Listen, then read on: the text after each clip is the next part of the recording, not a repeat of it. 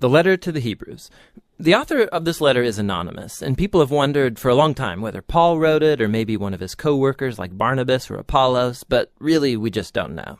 In chapter 2, we discover that the author had a first-hand relationship with the disciples who were themselves around Jesus, so we know that this letter is anchored in the teaching of the apostles. We also don't know who the audience of this letter was, or even where they lived. The author knows them really well, and he assumes that they have a thorough knowledge of the Old Testament scriptures, especially the storyline of the first 5 books of the Bible, the Torah, about how Abraham's family became the nation of Israel, about how Moses led them out of slavery in Egypt to Mount Sinai, where they received the Torah and they made a covenant with God, where they built the tabernacle, where the priests offered sacrifices, and also about how they wandered through the wilderness on their way to the Promised Land. The author just expects that the readers know all of the details about these stories, and so most likely the audience is made up of Jewish Christians. That's where the name of the letter comes from.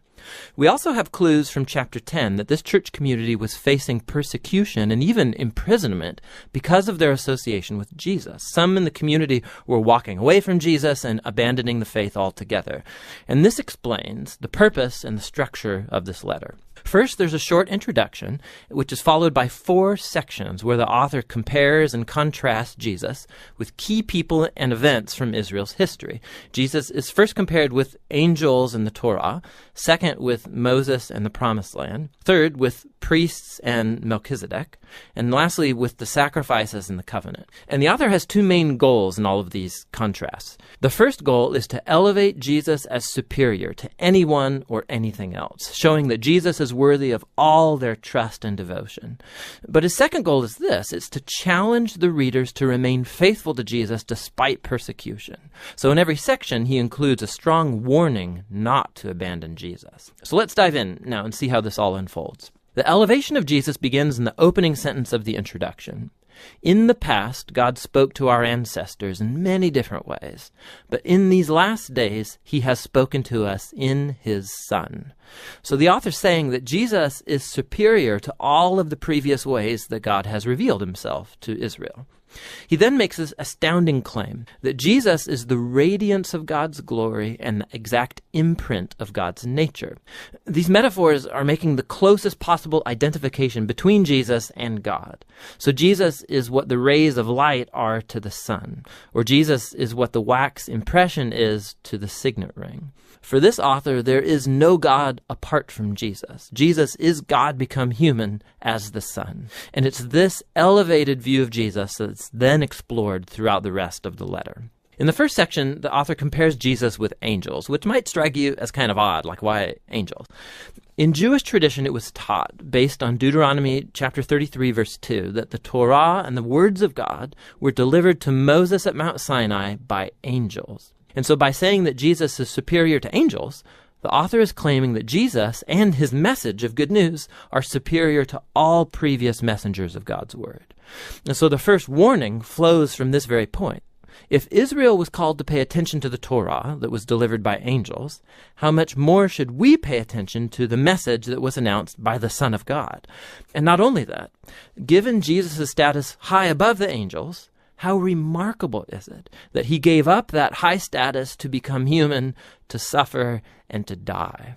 In Jesus, we see God's greatest glory and God's great humility, as Jesus sympathetically joined himself to humanity's tragic fate. In chapters 3 and 4, the author moves on to argue that Jesus is superior to Moses, who led the people of Israel through the wilderness and built the tabernacle. Jesus is also the leader of God's people, but in him we see not the builder of just a tent, but of all creation. Then the author retells the story of how the Israelites rebelled against Moses in the wilderness, and they lost their chance to enter into the rest that God offered them in the Promised Land. And so here comes the second warning. If Jesus is greater than Moses, how much higher are the stakes if we rebel against him? We also are in a wilderness-like environment where we have to trust God for the future rest in God's new creation. So let's make sure that we don't rebel like Israel did in the wilderness and lose out on God's gracious offer to enter his new creation. In chapters 5 through 7, the author then compares Jesus with Israel's priests that come from the line of Aaron. Their role was to represent Israel before God and to offer sacrifices that atoned for or covered over the sins of the people. But, he points out, the priests were themselves morally flawed people, and so they constantly had to offer sacrifices for their own sins as well as for everybody else's. Something more was needed. And so he then argues that Jesus was that something more. He's the ultimate priest. But Jesus did not come from the line of Aaron. Rather, Jesus was a priest in the order of Melchizedek, that mysterious priest king from ancient Jerusalem, and he appears in the stories about Abraham. We also find in Psalm 110 that the Messianic king from the line of David will be a priest in the order of Melchizedek. So the author's whole point is this. Jesus is the ultimate priest king. He's morally flawless, he's eternally available for his people, and so he's superior to any other mediator between God and humans. And thus comes his warning in this section. To reject Jesus is to reject one's best and only chance to be fully reconciled to God, so don't do that. Which transitions us into the last comparison in chapters 8 through 10. The author shows how Jesus' death on the cross was the ultimate sacrifice, superior to all the animal sacrifices offered in the temple. Those sacrifices had to be offered constantly, both daily, but also yearly on the Day of Atonement. Jesus offered his life once and for all, and it was sufficient to cover the sins of the whole world.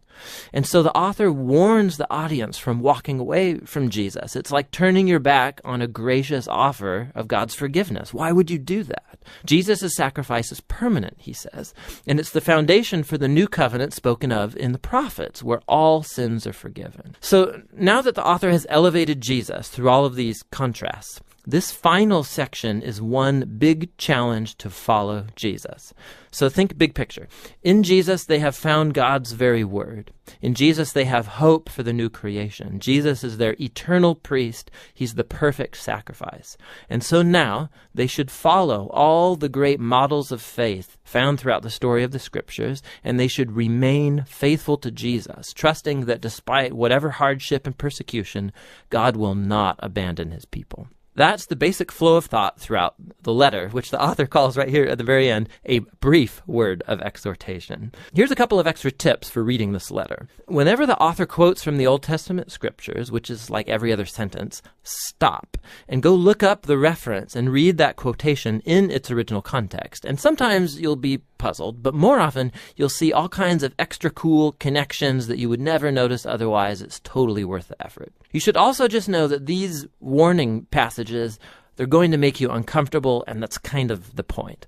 They're not there to make you afraid.